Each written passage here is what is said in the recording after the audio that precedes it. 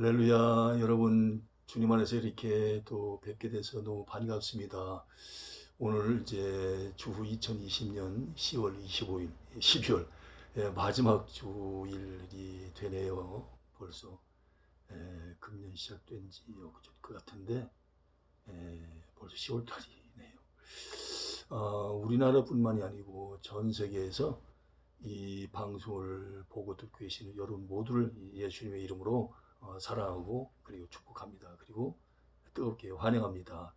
오늘은 이제 사무엘하 16장을 들어가도록 하겠습니다. 제가 이미 말씀드린 것처럼 예레미야서를 이제 말씀드렸고요. 사무엘상을 또 말씀드렸습니다. 한 장 한 장씩 이제 보다 보니까 사무엘하까지 왔는데 참 하나님의 은혜가 아닐 수 없습니다. 너무 감사드리고요. 물론 예레미야는 그때는 그 유튜브를 잘 몰랐기 때문에 유튜브에 올리지 못했었습니다. 근데 이제 사무엘 와서 이렇게 또 유튜브에 올리게 되어져서 얼마나 감사한지요. 다 하나님의 은혜라고 생각하고 여러분들의 기도 덕분이라고 생각합니다. 그러면 제가 가지고 있는 성경은 표준 세번역 개정판인데요. 구약성경 441페이지 16장 1절 한 절만 보도록 하겠습니다. 다윗이 산꼭대기에서 떠난 지 얼마 안 되어서 무비보셋의 하인 시바가 와서 그를 맞이하였다. 시바는 나귀 2마리에 안장을 얹고 그 위에다가는 빵 200개와 건포도 뭉치 100덩이와 여름과일 100개와 포도주 한 가죽 부대를 싣고 왔다. 여러분 이제 이따 또 자세한 걸 이제 우리가 알게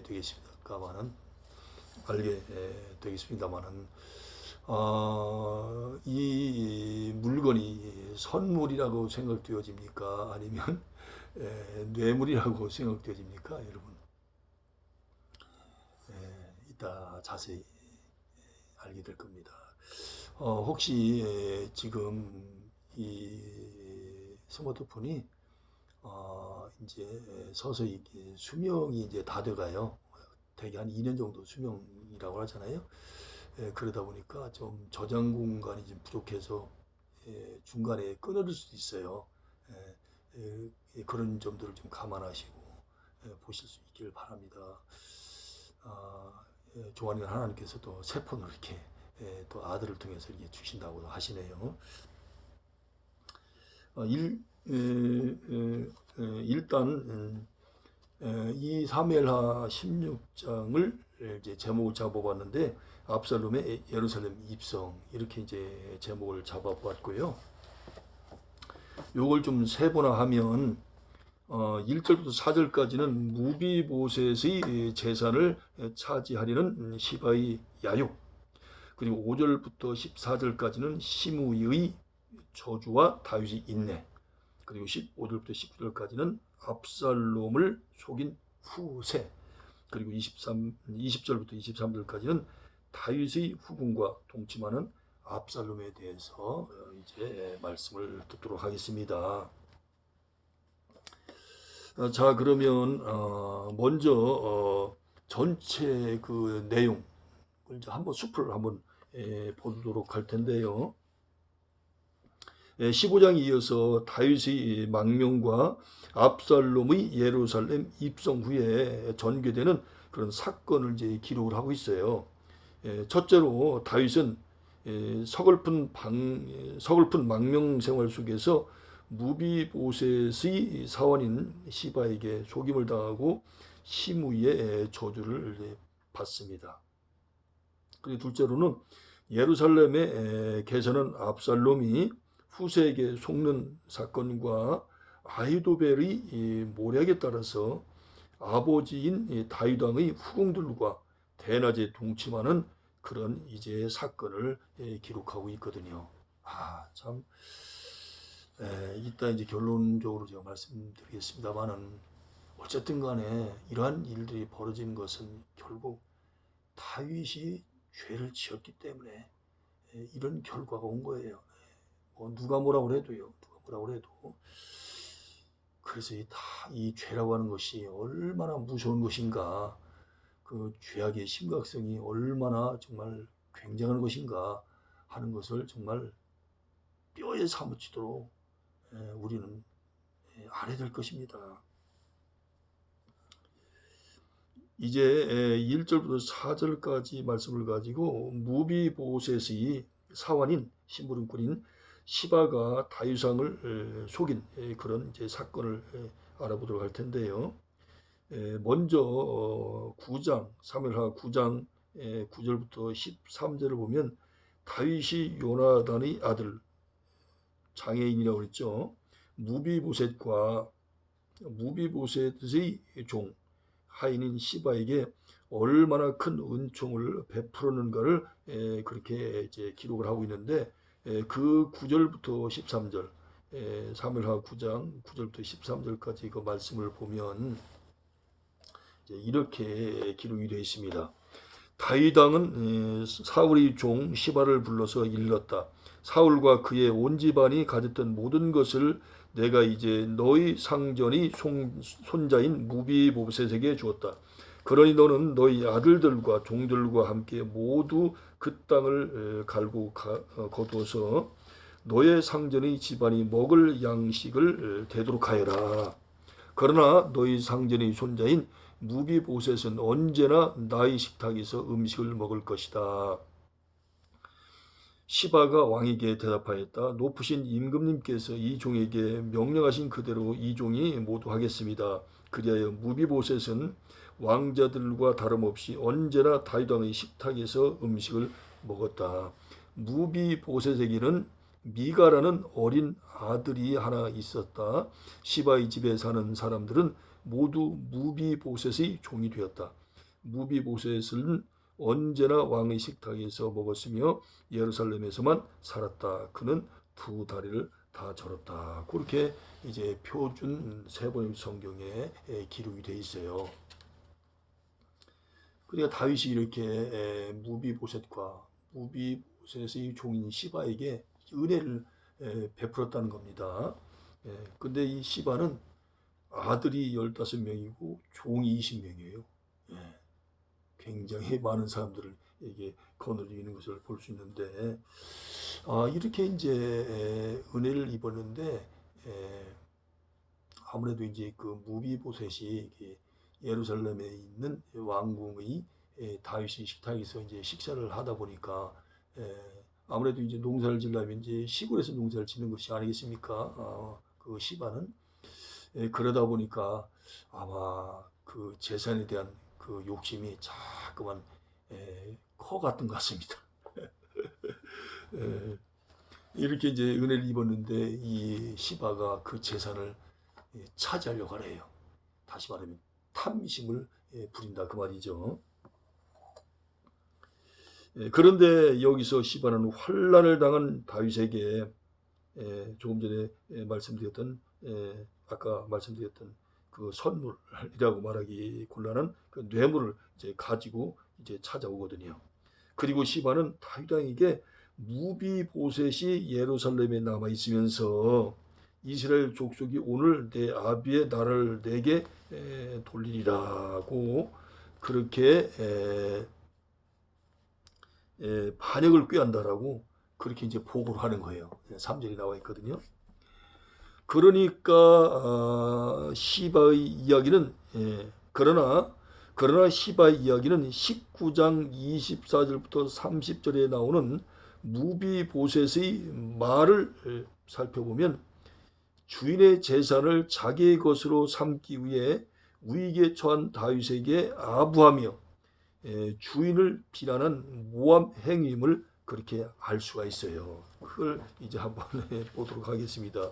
19장 24절부터 30절에 보면 그때 사울의 손자 무비보셋도 왕을 맞으러 내려왔다. 그는 왕이 내려간 날부터 평안하게 다시 돌아오는 날까지 발도 씻지 않고 수염도 깎지 않고 옷도 빨아 입지 않았다. 그가 예루살렘에서 와서 왕을 맞이하니 왕이 그에게 물었다. 무비보셋은 어찌하여 나와 함께 떠나지 않았느냐? 이제 그 시바가 이 무비보셋이 이제 왕권을 찬탈한다라고 그렇게 이제 모함으로 그렇게 뇌물을 싸가지고 가서 다윗에게 그렇게 얘기했잖아요. 그러니까 이제 다윗이 이렇게 반응을 하는 거예요. 그가 대답하였다. 높으신 임금님, 저는 다리를 절기 때문에 나귀를 타고 임금님과 함께 떠나려고 제가 탈 나귀의 안장을 앉으라고 저희 종 곧 시바에게 그렇게 일렀으나 종이 그만 저를 속였습니다. 보세요. 지금 이제 무비보셋의 진실함이 드러나는 걸 보지 않겠습니까? 절대로 저는 왕의 자리를 찬탈하지 않습니다. 찬탈할 마음도 안 먹었습니다. 그리고 같이 가려고 했는데 제가 두 다리를 절다 보니까 안장을 이제 시바에게 좀 얹어달라고 얘기를 했지만 그렇게 하지 않았습니다. 저를 속였습니다. 그렇게 이제 자기의 진실을 다윗 왕에게 이렇게 고해 바치는 겁니다. 그러니까 이 시바가 얼마나 인성이 안 좋은 사람이라는 것을 이렇게 알 수 있지 않겠습니까?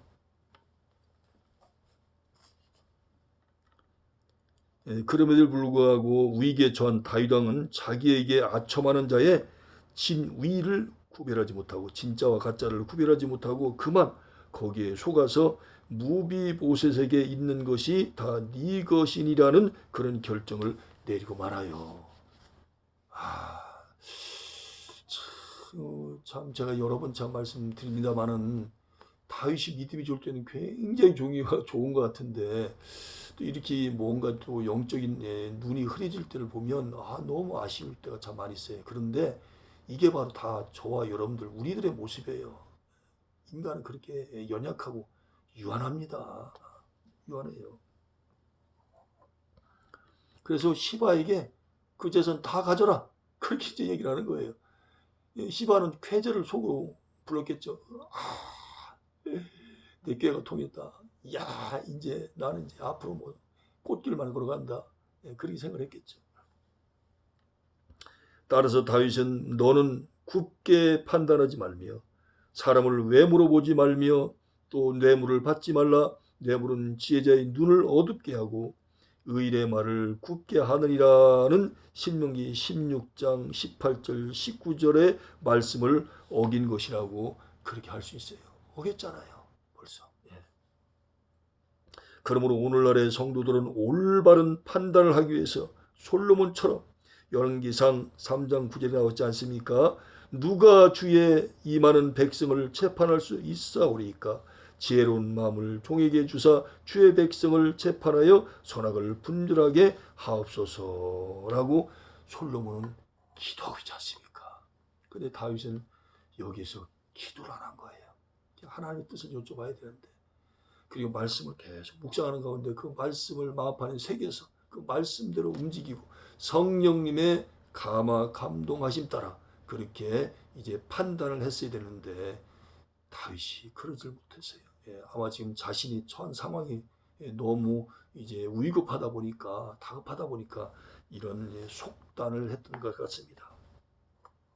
이제 5절부터 14절 말씀을 가지고 시므의 저주를 들으면서도 인내하는 다윗의 모습에서 얻을 수 있는 그런 교훈을 한번 알아보도록 하겠습니다. 다윗이 바후림에 이르렀을 때에 사울이 족속 중에 게라의 아들인 시므이가 다윗과 그의 신복들을 향하여 돌을 던지며 도저히 참을 수 없는 저주와 욕설을 퍼부는 내용이 7절 8절에 나오는데 그때에 수리아의 아들 아비새가 이 죽은 개가 어찌 내 주 왕을 저주하리까 청컨대 나로 건너가서 저의 머리를 베게 하소서라고 구절에서 이제 분을 참지 못하고 말을 해요. 어떻게 보면 좀 훌륭한 신하죠. 세상에 내가 섬기는 왕을 갖다가 저렇게 그냥 저주를 하고 욕을 퍼붓고 돌을 던지고 말입니다. 오늘 행패를 다 부리고 있는 거잖아요 지금. 가만히 있을 수는 없잖아요. 신하 입장에서는. 그러나 다윗은 오히려 시므이의 저주를 통하여 하나님의 음성을 듣기 원하며 수리아의 아들들아 내가 너희와 무슨 상관이 있느냐 저가 저주하는 것은 여호와께서 저에게 다윗을 저주하라 하시미니 네가 어찌 그리하였느냐 할 자가 누구이겠느냐 그러고 그렇게 이제 반문을 해요. 그러니까 하나님께서 지금 저 시므이를 통해서 나에게 저주하라고 그렇게 해서 쟤는 하나님께 순종한 따름이다. 그러니까 신경 꺼라. 그렇게 얘기하는 것 같다 그 말입니다. 다윗은 이런 환난과 시므이의 저주까지도 자신이 죄에 대한 하나님의 징벌로 생각하면서 혹시 여호와께서 나의 원통함을 감찰하시리니 오늘날 그 저주가들에게 선으로 내게 갚아 주시라고 그렇게 말을 합니다. 다시 말하면 저 시므이의 저주를 통해서 하나님께서 나를 불쌍히 여기 주셔서 나를 긍휼히 여겨 주시지 않겠느냐 그럴 말씀입니다. 참 아름다운 신앙 고백이죠. 예. 동시에 우리는 다윗의 이러한 인내에서 죄를 범치 아니하시고 그 입에 괴사도 없으시며 욕을 받으시되 대신 욕하지 아니하시고 고난을 받으시되 위협하지 아니하시고 오직 공의로 심판하시는 자에게 부탁하신 예수 그리스도의 모습을 발견할 수가 있죠. 베드로전서 2장 22절 23절 나와 있지 않습니까? 예수님은 저와 여러분들의 죄를 담당하시려고 온 인류의 죄를 담당하시려고 채찍 맞으시고 침뱉음 당하시고 뺨 맞으시고 그리고 십자가를 지시고 그 귀한 몸을 칼날에 찢으시고 물과 피를 다 쏟으시고 허리에 장을 받으시고 온갖 수치와 곤욕을 다 당하신 너무나 귀하신 우리의 구세주, 우리의 메시아 아닙니까? 예, 아무 죄가 없으신 그분께서 저희 죄 때문에, 우리의 죄 때문에 말로 다 할 수 없는 고난을 겪으신 그 주님, 그 주님만 생각하면 눈물이 앞을 가립니다. 제가 신학대학 다닐 때 첩불실에서 얼마나 많이 울었는지 모릅니다. 주님의 십자가만 바라보면, 주님만 생각하면 하여없이 눈물이 강을 이루는 체험 수도 없이 하나님께서 하게 하시더라고요. 나 같은 죄인을 살리기 위하여 아무것도 아닌 나 같은 거 천번만번 죽어야 마땅할 죄인의 괴수, 영원한 지옥불에서 불과 영불이 펄펄 끓는 지옥불에서 괴로움과 고통을 당하여 마땅한 나, 이런 나를 위해서 그 높고 높으신 하나님의 아들이신 예수님께서, 아니 하나님 자신이신 예수님께서 그 귀한 몸을 찢어 물과 피를 다 쏟아주시다니, 지금도 그 생각을 하면 가슴이 저리오고 눈물이 앞을 가린답니다. 그러므로 우리도 이런 경우에 주님의 인내를 생각하며 다윗처럼 하나님의 음성을 듣기 원하면서 자신의 죄를 깨달으며 다음과 같은 말씀을 묵상해야 합니다. 마지막으로 말하노니 너희가 다 마음을 같이하여 체휼하며 형제를 사랑하며 불쌍히 여기며 겸손하며 악을 악으로 욕을 욕으로 갚지 말고 도리어 복을 빌라. 이를 위하여 너희가 부르심을 입었으니 이는 복을 유업으로 받게 하려 하심이라고 베드로전서 3장 8절 9절에서 그렇게 말씀하고 있습니다. 그러니까 아무리 미운 사람이라 할지라도 그를 위하여 기도하고 그를 불쌍히 여기고 그를 사랑하고 그를 끝까지 감싸 안고, 그가 잘못하고 그가 죄지는 것은 다 내가 기도하지 못해서, 내가 저를 더 예수님의 사랑으로 사랑하지 못했기 때문에 저 사람이 저렇게 하나님 마음을 아프게 하고 있어 라고 모든 잘못을 나에게 돌리라고 그렇게 말씀하고 있는 거예요. 근데 우리는 인간이지라 죄를 지은 사람 보게 되면 먼저 판단이 가고 비판이 가고 때로는 비난이 갈 때가 있지 않습니까? 물론 잘못한 것이 있으면 거룩한 지적을 해야 되겠죠. 그러나 끝까지 그렇게 해서는 안 된다고 봅니다. 역시 불쌍히 여겨야 돼요. 이것이 건강한 신앙의 모습이라고 저는 그렇게 생각을 합니다. 그리고 그가 잘못된 것은 다 내가 기도를 안 했기 때문에, 그를 더 사랑하지 못했기 때문에 저 사람이 저렇게 된 것이다 라고 다 나의 탓으로, 내 탓으로 돌려야 된다, 그 말씀입니다. 그리고 이제 후세가 압살롬을 환영한 까닭은 무엇인지 15절에서 19절 나와 있습니다만 그걸 또 우리가 한번 말씀을 듣도록 하겠습니다. 후세는 아히도벨과 버금가는 모사로서 다윗의 친구입니다. 굉장히 훌륭한 분이다 그 말입니다. 아히도벨은 압살롬의 반역에 처음부터 가담했으나 후세는 다윗과의 협상에 충실하기 위하여 예루살렘에 들어가 거짓으로 압살롬을 환영한 것이다 그 말입니다. 이미 우리 전에 보았잖아요. 그 뭡니까 다윗과 후세가 그 협정 맺는 거.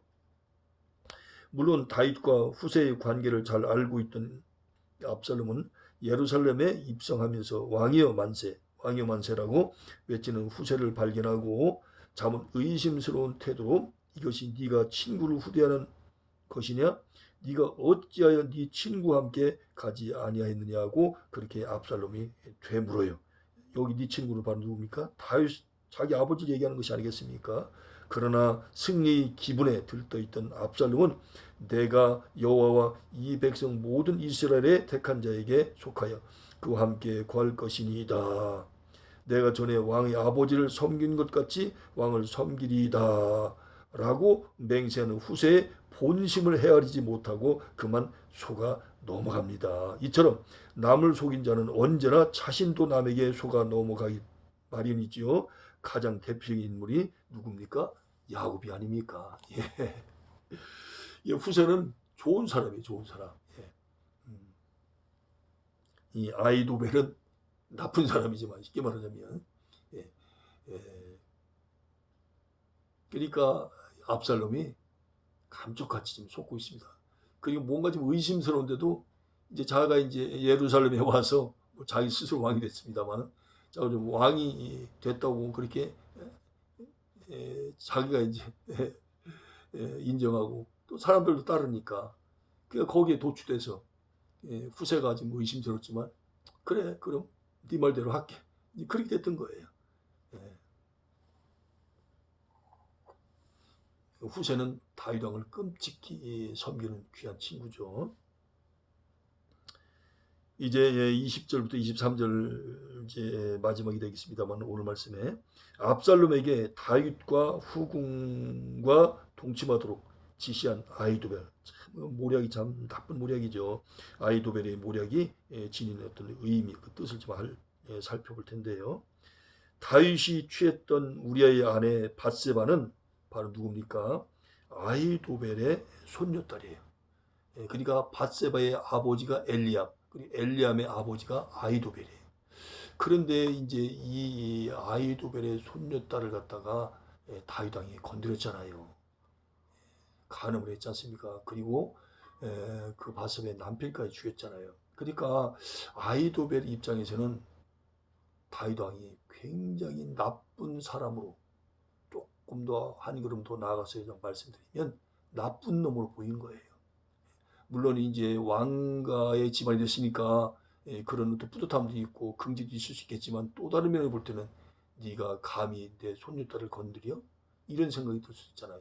그러니까 뭔가 악감정이 있는 거예요. 악감정이. 그래서 다윗 왕을 배신하고 압살롬한테 붙은 겁니다. 이 모든 것도 다 다윗 왕이 죄 때문에 된 거죠.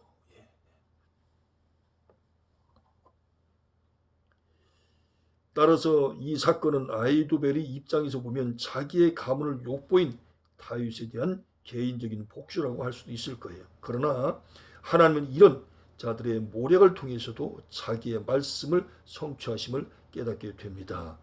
어디에서 그 말씀하셨어요? 이렇게 된다고?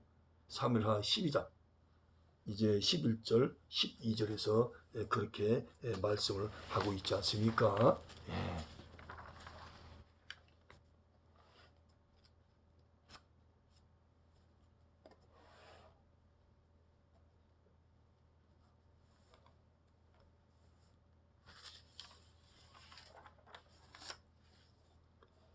자, 그 말씀을 다시 한번 이제 우리가 새기보도록 할 텐데요.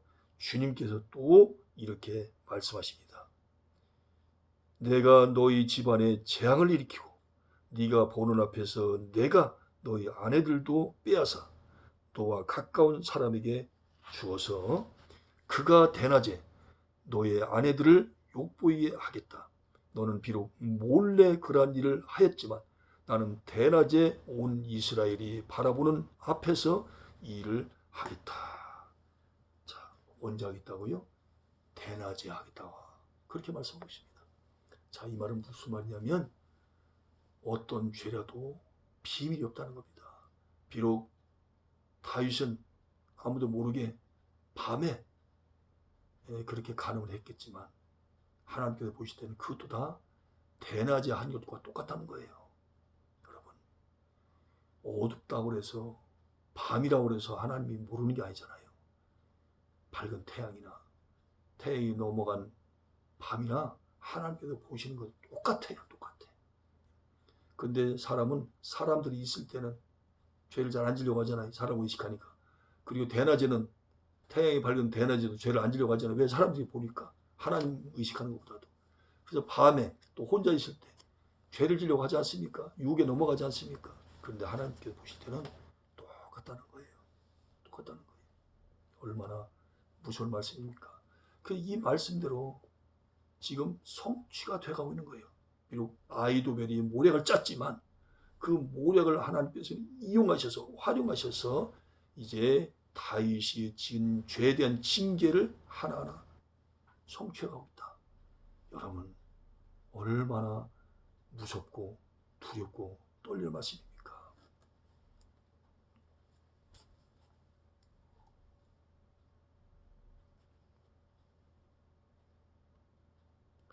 즉 언제 내 마음이 여인에게 유혹되어 이웃의 문을 엿보다가 기다렸던가 그리하였으면 내 처가 타인의 매를 돌리며 타인이 더불어 동침하는 것이 마땅하니라. 욥기서 31장 9절 10절에 고백한 욥의 말처럼 하나님께서 아히도벨의 모략을 통해서 다윗을 징계하신 것이다 그 말입니다. 그러면 욥기서 31장 9절 10절도 표준 세번역으로 한번 보도록 그렇게 하겠습니다. 그러면 더 내용이 더 분명해지고 더 쉽게 이해가 됩니다. 남의 아내를 탐내서 그 집 문 근처에 숨어 있으면서 그 여인을 범할 기회를 노렸다면 내 아내가 다른 남자의 노예가 되거나 다른 남자의 품에 안긴다 해도 나는 할 말이 없을 것이다 그 말입니다. 그러니까 내가 남의 아내를 갖다 건드리려고 한다면 내 아내도 노예를 맞을 수도 있고 다른 남자의 품에 안길 수도 있다는 거예요. 그러니 뭐라고 얘기할 수 있겠냐고 말하고 있는 거예요. 왜? 내가 먼저 죄를 졌으니까 할 말이 없다는 거예요. 내가 떳떳해야, 내가 죄가 없어야 다른 사람의 죄에 대해서 거론할 수 있고 말할 수 있지 않겠습니까?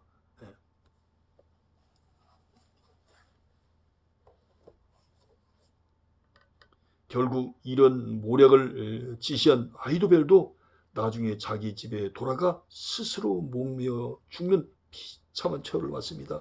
따라서 성도들은 악인의 행위에는 반드시 보응이 뒤따른다는 사실을 기억을 해야 된다 그 말입니다. 여러분, 그런데 이 후궁을 이제 이렇게 건드렸잖아요.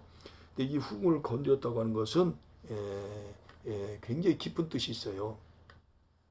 먼저 이 후궁에 대해서 얘기가 나왔기 때문에 한번 그 성경에 후궁을 둔 사람들 몇 명을 좀 한번 알아보면 사울왕은 사무엘하 3장 7절을 보면 최소 1명 이상의 후궁이 있었어요.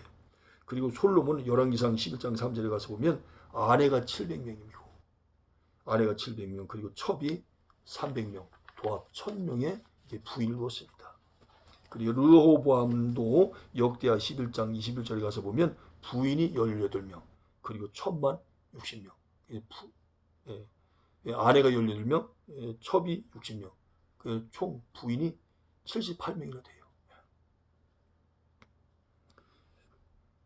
아브넬도 그 뭡니까 사울의 첩을 차지하지 않습니까? 겁탈했잖아요. 그때 이스보셋이 굉장히 화를 내는 말씀이 사무엘하 3장 6절에서 8절이 나오는데 그건 왜 화를 이렇게 내느냐? 그 자기 아버지의 첩을 건드렸다고 하는 얘기는 곧 이스보셋이 이제 왕권을 잡았는데 그 이스보셋의 왕권을 찬탈한다고 하는 의미가 있어요. 예, 후궁을 차지한다고 하는 얘기는 아버지의 후궁을 이제 물려받게 돼 있거든요. 아들이 물려받게 돼 있는데 그 후궁을 차지한다는 말은 곧 왕권을 차지한다는 얘기예요. 왕권을. 그래서 아브넬이 후궁을 건드린 겁니다. 자기가 왕권을 차지하려고. 다윗의 아들 아도니아도 아비삭을 취하고자 원했을 때, 아비삭은 다윗의 초반입니까? 솔로몬이 이제 처형하는 내용이 열왕기상 2장 13절부터 25절에 나와 있거든요. 왜 처형했을까요? 왕권을 찬탈하려고 그러니까. 그런 이제 깊은 뜻이 있다고 하는 거, 그걸 또 오늘 말씀을 이제 전하면서 전하고 싶네요. 여러분, 제이 모파상이라는 사람이 이런 얘기를 했어요. 확고한 인간의 수중에 재산이 있으면 유력한 연장이 되지만 평범한 인간에게는 다만 타락의 매개가 될 뿐이다. 그렇게 나와 있어요. 순간의 죄는 오래오래 두고두고 죄악의 열매를 맺습니다. 그리고 RW 에머스는 우리가 이제 저주를 하지 말아야 되잖아요. 가급적이면. 그런 얘기를 했어요. 저주는 언제나 누군가를 저주하는 바로 그 당사자의 머리 위에 돌아온다. 그렇게 얘기했어요. 그리고 영국 속담에 보면 그대 자신을 제외하고는 모든 사람을 용서하라 그랬습니다. 근데 거꾸로 사람들은 그러잖아요. 자기가 지은 죄는 용서하고 남의 죄는 용서하지 않는다. 그래서 그 유명한 사자성어 내로남불, 내가 하면 로맨스고 남이 하면 불륜. 똑같은 불륜인데 그렇게 자신의 죄에 대해서는 관대하고 남의 죄에 대해서는 엄격하게 나아가는 것이 우리 사회의 모습 아닙니까? 근데 성경은 내 죄는 엄격하게, 남의 죄는 관대하게 그렇게 말씀하고 있는 거예요. 그리고 제이 호음이라고 하는 사람은요, 참되게 관대한 자만이 참된 현인이다 그랬어요. 진짜 현인, 아주 훌륭한 사람은 누가 현인이라고요? 다른 사람에게 관대한 사람, 그것도 진실되게, 그 사람이 현인이다, 훌륭한 분이다, 귀한 분이라는 거예요. 또한 제이 월코트는 이런 얘기를 했어요. 근심은 우리의 관에다가 못 하나를 더 받고 즐거움은 못 하나를 뺀다 그랬습니다. 하나님께 모든 걸 맡기라고 그랬어요. 하나님께 모든 걸 맡기라. 예. 자, 이제 말씀을 맺고자 합니다. 여러분, 오늘 말씀도 역시 죄 때문에 이러한 일이 정말 무겁고 답답한 일이 벌어진 것이 아니겠습니까? 죄는요,